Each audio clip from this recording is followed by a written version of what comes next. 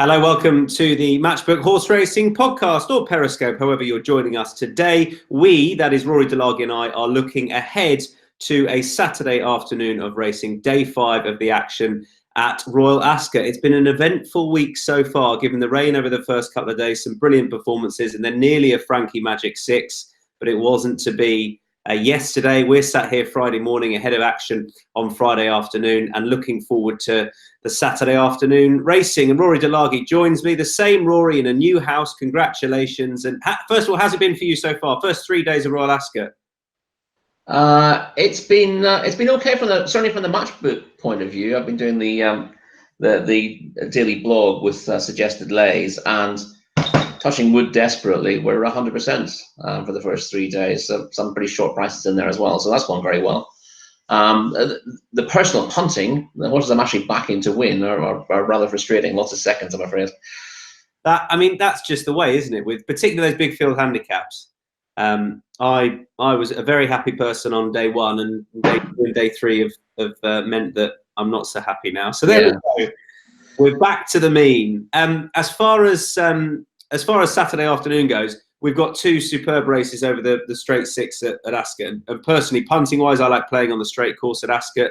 For all, I've had a mixture of success so far in the first few days. Just get your view on draw-wise so far. The first 3 days, we've definitely seen that tendency to come stand side. Is that something that you would look to pursue on the Saturday afternoon with those couple of races, or has that purely been where the pace has been so far, do you think, Rory?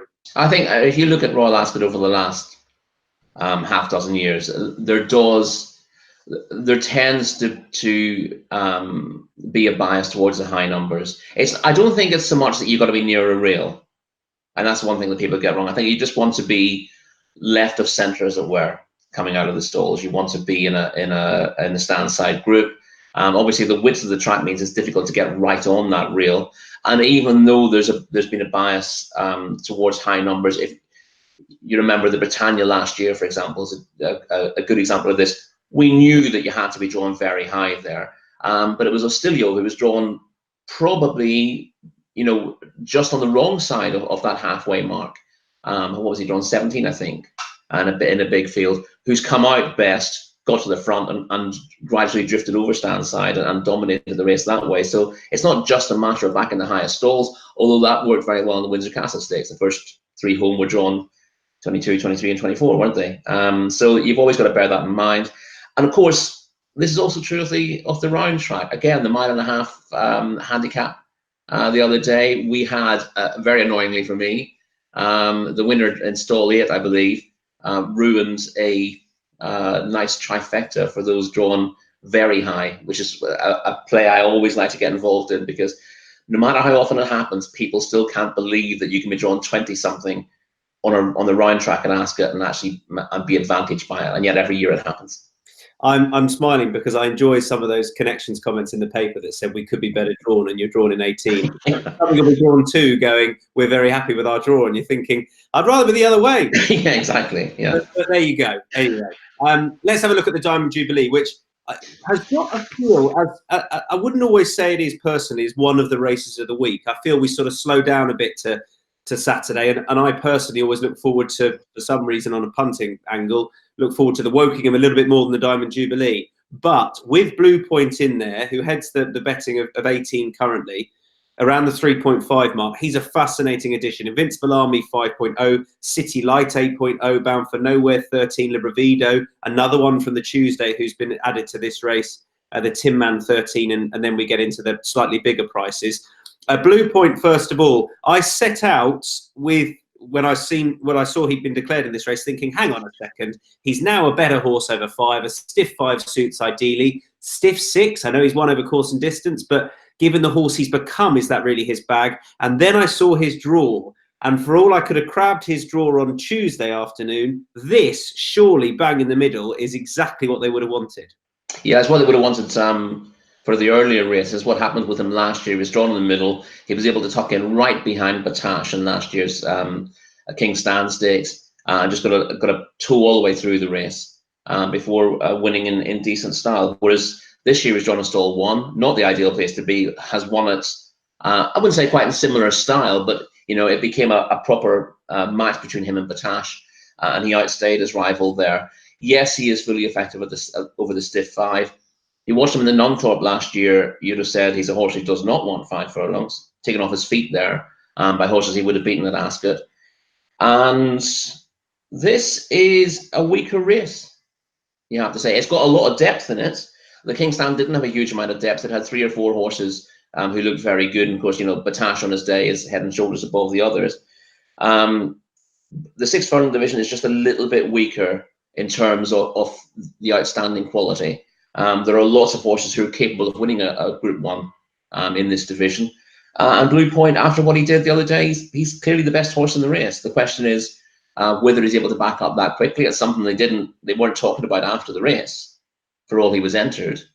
I think it's one of those that if things had gone horribly wrong for him in the first day and he didn't have a hard race, they might have let him back up. But when Charlie Appleby was interviewed after the race, he was talking about, we don't really want to go to the July Cup.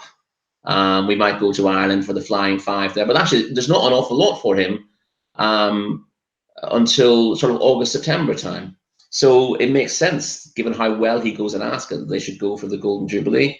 And it changes this race completely. We were talking about it last week, and you throw him into the mix and you're just looking at a different race. And I think he'll take all the beating, to be honest. So is he for you 3.5 fair enough? And let's say he's here having not run on Tuesday. Is his chance enhanced by his run on Tuesday, do you think? Or does the fact that it's a quick backup just put you off that little bit? Do you see what I mean? No, I don't think. I think for sprinters, it shouldn't diminish their chance at all. Especially for a horse who's running over 5. If he was running over 6 first and then back to 5, that might be a slight question mark. And the only reason we haven't seen horses do this double much in the past, obviously Choisir did it, and we've seen a few horses run very well in both races, is that traditionally, first of all, this wasn't that big a race in the old days. The Cork and Orrery, as it was a Group 3 back in the day, and the King's Stand was the Group 1 race of the meeting, aside from the Gold Cup. So no one was desperately keen to drop in class for the Cork and Orrery after the King's Stand, whereas once it was upgraded to the Golden Jubilee, it became a different race. And of course, it moved to the Saturday, which became part of the Royal Meeting, and that made the double possible because you had that little gap between the two. I wouldn't make any excuse for him, other than, I mean, if you hark back to his early days, he was a bit of a handful. He was a lot of a handful, in actual fact. He seems to have calmed down remarkably now. He was impeccably behaved on Tuesday. And I suppose the only thing you would worry about is if you run him very quickly again, are you encouraging that side of his nature to come out again? But it wouldn't put me off. I suppose one thing is, if you were looking at a horse before it seemed he was going to turn up to back, you're now likely to get a better price. And for me, that would be the winner of this race a few years ago, who I could happily play in the place market and the win market, which is the Tin Man, who he was 4th in the race last year. I suppose he was a touch disappointing on the face of that. He was 6.0 last year, and I thought he ran well, but we know what type of race he wants, and perhaps it didn't quite unfold like that. My slight difficulty with him, or I think 17's okay, but ideally I'd want him a bit more in the middle and a bit closer to the pace that's likely to be set by Catchy and possibly Sands of Marley as well. But if I fancied him before, I can certainly have him on side now, the Tin Man. I feel that if you're getting a price over the Ascot 6 of around about 13.0 for him, then I'm happy to play in both of those markets. Yeah, and you'd rather, I see your point about the draw. You'd rather he was drawn very high than very low. And the pace isn't that far away from him, and he's going to be coming from off the pace anyway. So he will just, and you'd have thought that the field are going to sort of gravitate a little bit towards Stan's side anyway, rather than just simply going straight up the middle. And that should leave him in a perfectly good position. The question is whether he's quite good enough, but these conditions are fine for him. And I don't have a problem with backing sprinters like him at the age of 7. I think they tend to take a while to reach their peak, and the best ones sort of stay there for a few years anyway. And he looks in that mold. So yeah, he's a tempting enough price with Ocean Murphy doing the steering. I wouldn't back you away from that. Let's put it that way. So where are you? I won't be playing Blue Point. I'm happy to sort of at that price sit back. I'm a huge admirer of the horse, and for all I didn't side with him on Tuesday because I let the draw put me off. But I would say now things are right for him. I wouldn't put anyone off him, but my bet would be the Tin Man. Where are you with another bet in the race, or are you? Yeah, well, my anti-post position in this was with City Light, who was an unlucky loser unlucky in inverted commas loser last year because he tends to miss a beat at the start. He's got a bit of a stalls aversion, but he reared in the stalls. I think he's more likely just to be a little bit slowly away. He doesn't have Inns of Court to worry about this time. He's clearly well suited to the track. The easy-ish grind. I mean, it's going to be just almost good grind, really, isn't it, on Saturday? Well, I think that's the point, isn't it? We're looking good to soft now. The times are quicker on the straight track than they are on the round course. Yes, yeah. If the sun stays out, which is going to, we're warming up, I think we can look at good ground. So yes. That's what I'm sort of working on. No quicker, but I think good ground's fair enough. Yeah, and there should be no excuse for any horse in good ground in Ascot, really. The only excuse you then have is whether you're good enough to win. City Lights of similar merit to the Tin Man clearly goes well at this track as well. And he'll be running through horses at the end. So I think he's a solid each way bet. And there is a possibility that over this stiff six, the Blue Point might be flagging a little bit in the final 100 yards, and that gives him half a chance of getting there. As I said, he was only just touched off last year. The one thing I'd want to point I'd make about the start last year is, of course, we had all the issues with Harry Angel at the start here last year, and he ended up missing it completely. But a couple of horses got upset with what was going on there, and one of those was City Light. And I think if there hadn't been the delay with Harry Angel, then yes, he wouldn't have broken on turn, but I think he wouldn't have lost as much ground with a normal start. And we don't have any horses in here who are liable to cause problems, touch wood, as we have with Harry Angel last year. And if City Light can tuck in behind, even if he's last after a furlong, I still think he's got a decent chance of at least hitting the frame there. City Light for Rory, I'll side with the Tin Man, but we're certainly not putting off the top one in the form of Blue Point. It could be a very good day for Charlie Appleby and James Doyle, because in the previous race in the Harwick, we see the return of Massar, who's round about the 4.0 mark, and Defoe a point bigger, 5.0 after that excellent win. Epsom, Southern France, 5.5, another point bigger to Mirage Dancer, and 9.0 Lati Dar, then into the double figures with Saloween, who I will stop backing at some point, but I don't know when. Probably today, or probably for this race. As far as a concrete play in this goes, I'm not sure what I'm going to do yet. I haven't had a bet yet, and it might just. I mean, I will have a go because it's Royal Ascot. It's a Saturday afternoon, but it might just come down to see what the prices are before the off, because I saw, as they are at the moment, for me, this is a relatively well-priced market, and were Massar a little bit bigger off the back of this absence, I'd be interested, but I think Defoe is now well found. Lati Dar, she would half tempt me, but I just haven't been that impressed with her really since York last year, and I wonder. I thought she might be the best 3-year-old last year, and she was proved not to be. So I'd want her to get a little bigger, but I think it all revolves around where we are with Massar and how ready he is. I think it's right they've come to this race, the easier test than the Prince of Wales would have been. Yeah, I just don't know where we stand with Massar. I mean, he would have a terrific chance if he found last year's form. His Derby win was impressive and it worked out well afterwards, but he's been sidelined for a while, and I don't like backing horses like him unless I've seen them in domestic action fairly recently. At the same time, I won't be suggesting taking him on, because my problem with him is I just don't know where he sits at the moment. He could easily be top of the pile. He could be top of the pile by a few pounds, but he could be a little bit rusty. And Derby winners don't always progress as well as some of these late developing 3- and 4-year-olds. So, he's not top rated by time form, for example. Defoe, who is your archetypal late developer, is now, after making the breakthrough at Group 1 level in the Coronation Cup. But again, I think you run the Coronation Cup half a dozen times, you get a few different results. And I think there was something about the way that race unfolded, and it just suited him perfectly.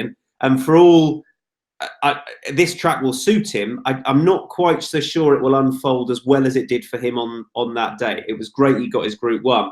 And with Massar as well, you know, I feel like the whole team, this is their Derby winner, and there is a bit of pressure on this. And I feel that everything, including preparation, including running here, will be erring on the side of caution. And if there are any doubts about him late on in the race, there will be the element of looking after him and with an eye on the future. And for that reason, with him heading the market, I couldn't have him on side, and I couldn't have Defoe on side again, as you say, because I think if you do run that Epsom race again, you might get a different result. But I want something to grab me at a bigger price, and I'm not quite. Yeah, it's not easy. Fine. I mean, the horse that I wanted to be with at what I hope would be a bigger price was Southern France, but when this race began to cut up last week, he was almost favourite for it. Whereas he's actually got a little bit to prove at this level. Obviously, this is a Group 2, but Group 1 conditions, and you know, I do like Southern France. I think he will improve again, but this is a tough enough ask for him, and he's run in stall 1, which doesn't enhance his chances. It has to be said. So I was reasonably keen on Morando at a big price at Epsom. He was disappointing there, where he shouldn't really have been. I would still make the point I made about him that day, that he's a horse who's actually improved, despite the fact that he's been around for a long time. He's improved for a test of stamina when he'd done all his racing at a mile and a quarter. But again, he strikes me as being a little bit shy of the top level. And I think I'm coming round to Lati Dar. Yeah, well, she's the one she's the one that could tempt me in, I've got to say. I'd rather she hadn't gone to Epsom at all, to be honest. I'd rather she came straight here. And that's a slight concern, because she hated the downhill run there. That clearly wasn't her form. But again, you just watch the race back, and there's a couple of them who don't handle the track, and she's clearly one of them. Frankie looked after her, I thought, when she was beaten. This track will suit her better, especially if it's running a real clip, because stamina is her strong suit over this trip, I think. For all, not everyone was impressed with her in the St. Leger. I thought she ran a really good race there. I was very impressed with how well she picked up from what wasn't a great position. But she clearly does want to test the stamina. She doesn't want this to turn tactical and become a sprint in the straight. But the more I look at them, the more I'm finding that the only horse I can actually back is her, and it's just a case of getting the right price. Yeah, I'd be very interested in a communique if we didn't have a Salowin in there, probably. Communique, I think, is a sort of horse that in this grade can just throw a spanner in the works against some very good horses, because you know he's fit, you know he's ready, you know he's hardened up top. But Salowin just worries me a bit, and I think Lati Dar, I think the soft ground. Yeah, she probably wasn't good enough to beat Magical, but the soft ground off the back of a run in the Leger may have just told last year. I think we're yet to see her at her best this year, and as you say, she didn't handle the track. She may have needed York, and better ground will suit. So she's probably the angle I'm going to come in with. I just take a check on the day of where her price is. Her jockey's not exactly riding with any confidence, Rory, so that could be a worry. That's a bit of a worry, isn't it? Yeah. He had that loser yesterday, didn't he? Exactly. I suppose the other horse to throw in the mix is Mirage Dancer. He's been a little bit defined on form, but it's the Hardware Stakes and it's Michael Stout. Mm. And often that's all you need. And you look through the list of winners on this, it's not always the very best mile and a half horses are winning it, because of its nature as a Group 2.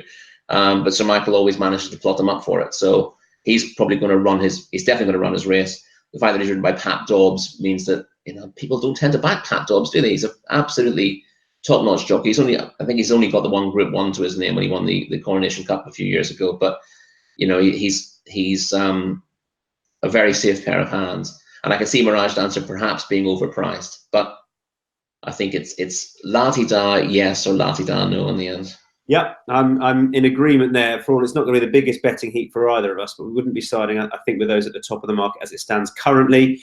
We will be, no doubt, having a bet in the Wokingham, which is still the race I'm most excited about on the day, even with Blue Point in the Diamond Jubilee, because it's a great race to play in and to see how it's going to unfold. Now, we've talked about how races are unfolding towards a stand side, and we've seen that. We may continue to see that through Friday as well. However, there is a bit of pace drawn low here, And I remember a few years ago, midway through the week, suddenly it changed because you had Bless Him win the Britannia and Outdo went up the far side as well, having it looked as though that they wanted to come stand side.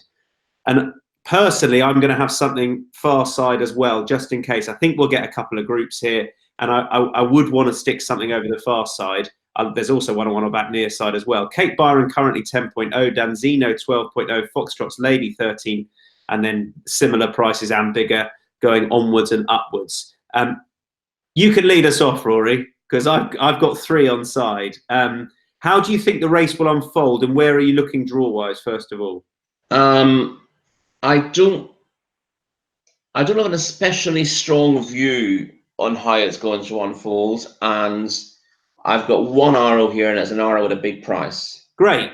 But thankfully, it is a horse with a lot of speed who's drawn very high. Is it Gifted Master? It is Gifted Master, yes. Yeah. I wrote this up at the post, and there were 2 horses I liked at prices. One of them hasn't made the cuts, and the other is Gifted Master. And the case for him is a really straightforward one. You know, he might not be quite as good as he was this year, but I've not seen enough evidence to suggest that that's definitely the case. He obviously he didn't enjoy going to Dubai a couple of years ago. And then he refined his form in the summer. And again, he went to Dubai this year, and he was well beaten in his reappearance. He then couldn't get near the front, which is very unusual for him, in the Abernants. Which is a race they ran at 1,000,000 miles an hour, and I put a line through that. And he went back to a handicap at Newmarket on Guinea's Day that he won last year, and he didn't do an awful lot better, to be honest. But I just get the feeling that he's feeling his way back.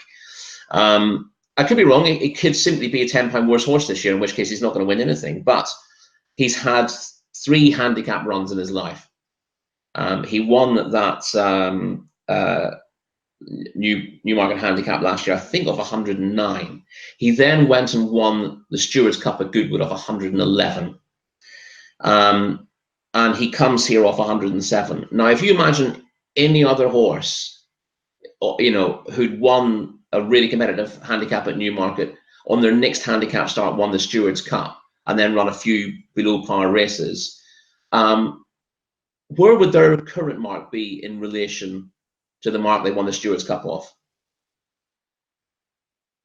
So basically, you're looking at anything rated 90 plus. The answer is they'd be higher in the weights now. I couldn't believe it when we did a preview, Highclere Ascot preview, and Hugo Palmer was there, and I was asking about what they had running, and I'd seen he'd got it entered up, and I hadn't looked at what he was rated. I said, Hugo's is Gifted Master going to win the Wokingham? Sort of, you know, just a loose question. He said, like that, he said, we hope so. He said, and I think I've done very well to get him, what is he, how many pounds lower? £4 lower? £4 lower than £4 lower than the Stewards Cup. And I suddenly thought, crikey, that was only last year. Yeah. So, I mean, it's not like, you know, it's not like he's been messed around with.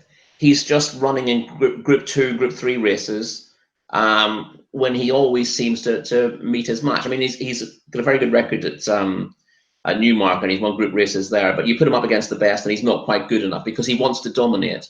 So he really needs to race against lesser horses. And yeah, because he's then gone back into group company after the Stewards Cup, he's been beaten up a little bit. But here he is back in a handicap.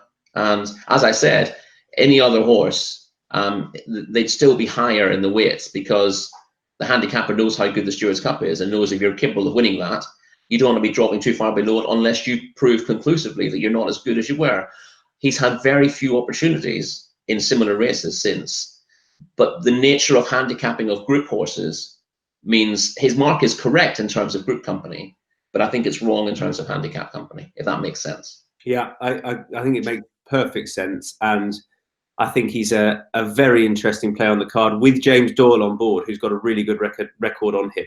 Yes. Cheap is on for the first time as well.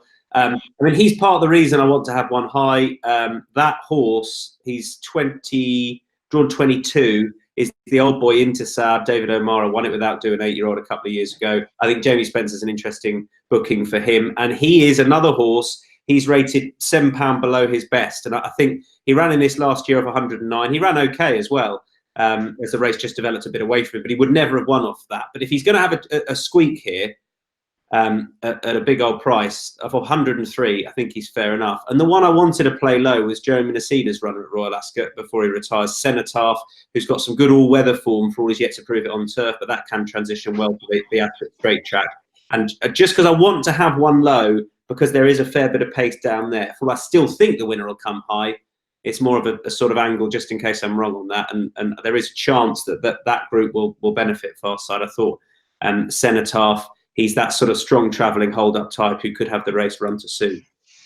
That's our thoughts on the Wokingham. Gifted Master for Rory. I'll go with Intisab and Cenotaph, one either side.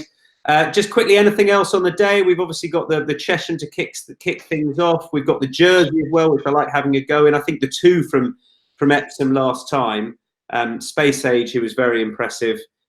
He won't be easy to beat. But I thought the horse that chased him home, Richard Hanna's horse, who I've backed in the Guineas, I've backed him a few times this year. I thought that Urban Icon at the prices could be a fair shout to reverse that form. I think, sorry, Space Blues, not Space Age. Space Blues would be very difficult to beat. Anything else for you? I'd agree with Space Blues, and I think it's right for you to keep the faith with Urban Icon. That's probably the right race for him in the Jersey as well. So I wouldn't disagree with anything there. In the Chesham, I mean, we've been talking about Lope Fernandez being the Irish banker of the week, and Aidan O'Brien's won this with some very good horses in the past, and he looked very, very good on debut. But I thought that Pinatubo would take all the beating in the Chesham. I wasn't that keen on him at Epsom because I saw his debut win and it was impressive at Wolverhampton, and I had him down there as a horse who needed 7 furlongs already. So dropping back to a sharp 6 at Epsom, I thought he'd be taken off his feet early on, and he was. But Rory, I think, to be honest, you couldn't have been more right. The trouble was, the good thing for Tubo was the Johnston horse who went like the absolute clappers. Yeah. And he pulled him into the race, and Pinatubo then won in fair style. Quite a lot of people thought that the runner-up, who didn't handle the downhill section of the track, would have won on a more conventional course, but you can't really blame Pinatubo for that. He had Misty Grey to aim at. He got there, he won it cozily, and then was closed down late on without seeing his other rival. I think he will improve a chunk for stepping up to 7 furlongs. His pedigree says he will. He's out of a Dalakani mare. And the way he's shaped in both starts today, it suggests he'll improve. So he's the form choice in the race. I know Lope Fernandez is considered to be a really good prospect, and it's interesting that Aidan O'Brien has changed his methods with this race. The Chesham used to be the weakest of the races for juveniles at the Royal Meeting by definition, because it's restricted, so it's not open to everything. But Aidan has been running some very, very good horses in there, and because he's got so many Galileos, there are plenty of them who have this as an option. So it could be that Lope Fernandez is something really special, but he does need to improve a few points to beat Pinatubo, and I think the Godolphin horse will actually be a decent price because everyone's piling in on the favourite. And at the moment, I think you could look to price up to around about 5.0 on the day. Yeah, off the back of that likely support for Lope Fernandez. Goodness me, it could be a good day for Charlie Appleby, couldn't it? With the likes of Pinatubo, Space Blues, Massar, Blue Point. Yeah, Frankie's already done the 4-timer. That's not going to happen. Good stuff, Roy. Thank you very much indeed for joining me. My pleasure, Tom. Matchbook Betting Podcast, looking at a fantastic day, 5th day at Royal Ascot. We will chat to you again next week. Best of luck this weekend.